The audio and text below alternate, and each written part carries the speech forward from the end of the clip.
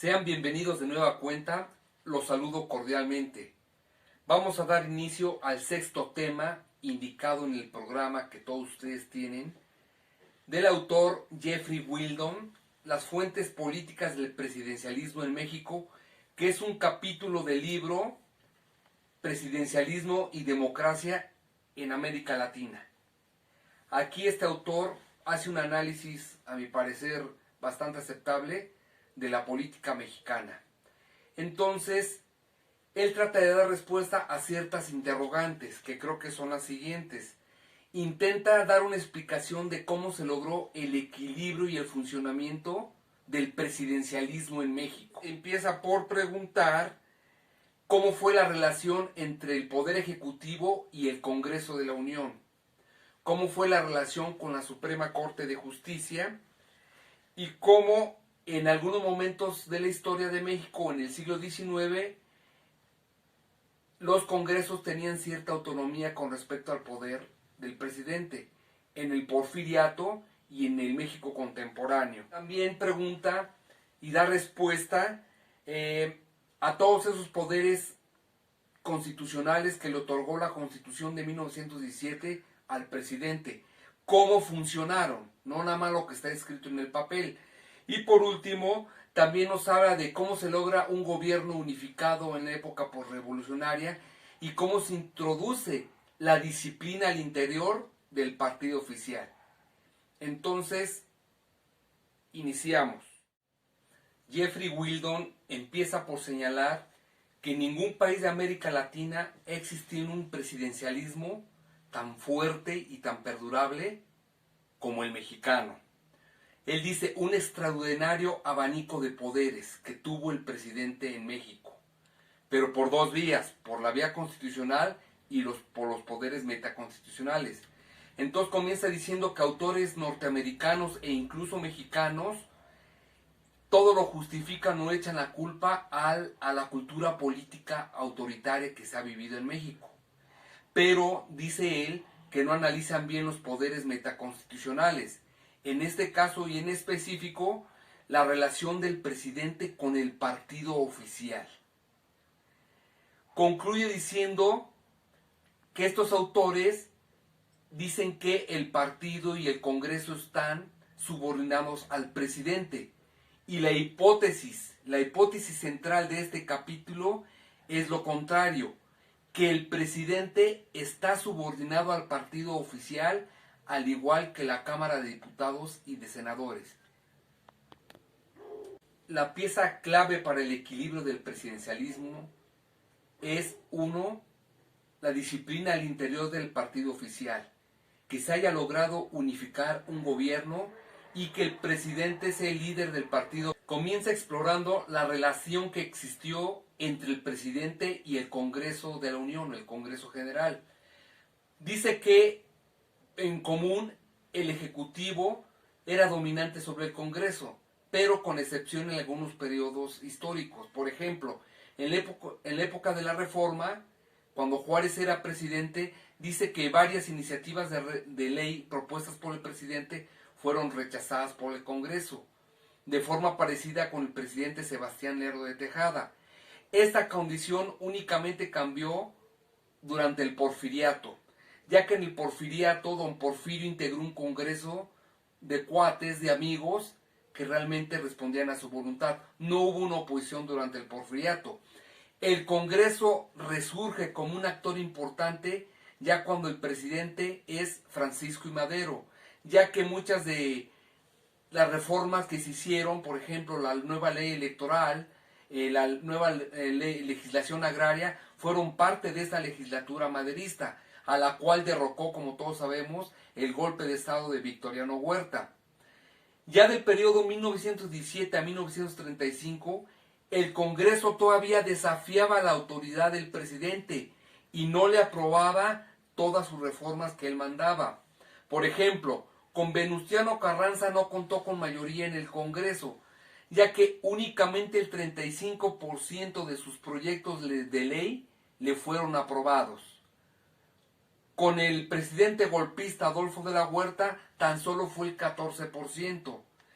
Ya con Álvaro Obregón y el control del Partido Liberal Constitucionalista y del Partido Cooperatista Mexicano, el 20% de sus proyectos le fueron aprobados. Con Plutarco Elías Calles, de 1924 a 1928, ya tuvo frente a sí un Congreso más dócil que le aprobó ciertas reformas. Claro, el convenio fue con el Partido Laborista Mexicano, entró en negociaciones. Ya para el periodo del Maximato, es un claro ejemplo de que es una presidencia débil y un Congreso fuerte. Los presidentes que tuvo México durante el periodo del Maximato, Pascual Ortiz Rubio, Portes Gil y Bernardo Rodríguez, se vio una presidencia débil. Ya después de 1930, los callistas empiezan a controlar en cierta medida el Congreso de la Unión. Y aquí se da la ruptura entre Calles y Cárdenas, y en la cual, bueno, buena parte de senadores, diputados y gobernadores fueron desaforados de sus cargos por la pugna entre Calles y Lázaro Cárdenas. Ahora bien, en el otro subcapítulo habla de los poderes formales del presidente. La Constitución de 1917 le dio mucha autoridad y un abanico de poderes al presidente, entre los que destacan, por ejemplo, el poder de vetar leyes. Con una ley que no esté de acuerdo el presidente, la puede rechazar a la Cámara de origen. Pero únicamente este poder de veto del presidente puede ser superado por las 2/3 partes de la Cámara. Si 2/3 partes votan en favor de no veto de la ley, entonces ya pasa a ser ley, se le regresa al presidente para que la firme como decreto. Otra prerrogativa del presidente es convocar sesiones extraordinarias del Congreso, cuando esto lo requiera o la emergencia lo requiera. También el presidente es el que manda año con año el presupuesto que se va a gastar en las políticas gubernamentales, la cual tiene que aprobar el Congreso, pero él decide en qué ramos y cómo se va a utilizar todo el presupuesto. El presidente mexicano no tiene poder de decreto. Por ejemplo, en Brasil el presidente allá sí tiene poder de decreto. Sin embargo, el presidencialismo en México fue más fuerte todavía que en Brasil, pero por los poderes metaconstitucionales, que ya estamos hablando de ello.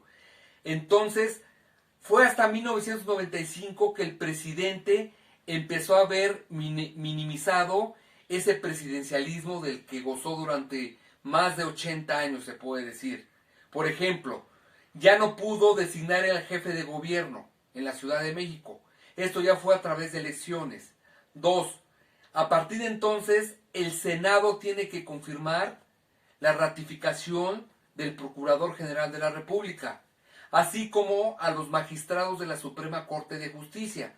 Pero claro está, el presidente son propuestas que manda y el Senado las ratifica o no. Cuando hablamos de gobierno unificado, se refiere a que el presidencialismo pleno requiere que el partido oficial controle por una parte la presidencia y por otra a las cámaras.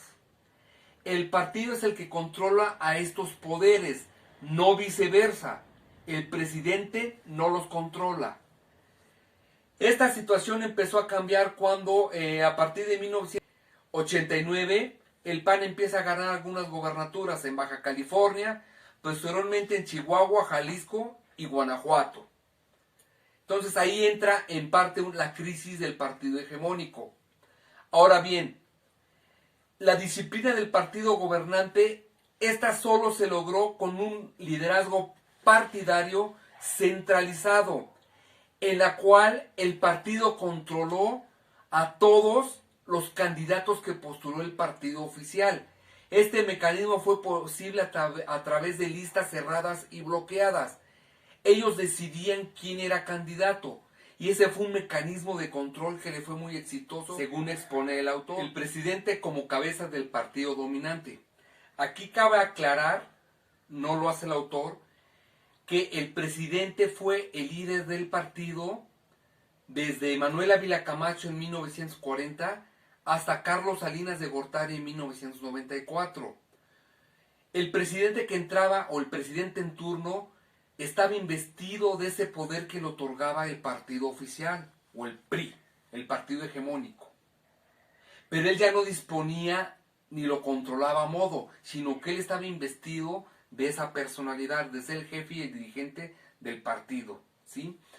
Aquí hubo un problema en 1917 hasta Cárdenas, porque digamos que en esa época los presidentes también fueron caudillos. Hubo una bifurcación del poder, porque por una parte se le seguía al caudillo, pero por otra también era presidente.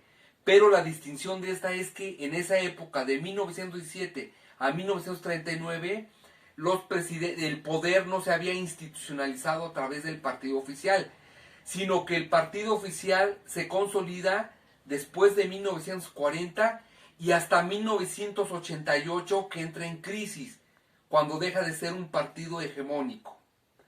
Entonces, bueno, el tema da para más, pero con eso concluimos. Así que chicos, hasta la próxima.